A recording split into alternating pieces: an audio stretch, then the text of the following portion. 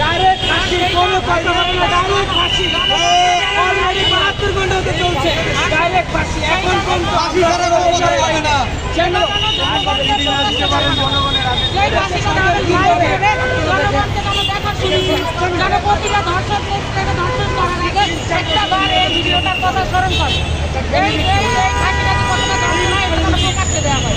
কারণ এই বাচ্চাটার কথা মনে করে প্রত্যেকটা মানুষের জীবনটাকে এমন ভাবে অসহায়ভাবে এমন হত্যা করা হয়েছে। এই বাচ্চাটার জায়গায় এসে আপনার বোনকে আপনি স্মরণ করে দেখেন, এই বাচ্চাটার জায়গায় আপনি একটা নিজের ফ্যামিলি কাউকে মনে করে দেখেন যে তার বাবা মায়ের মনে কি চলছে।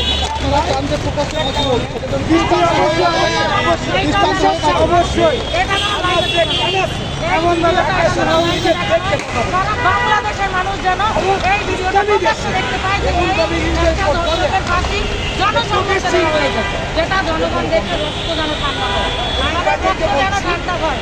সেইটা জনগণের হাতে জনগণ বুঝে জনগণের বিচার জনগণ বুঝে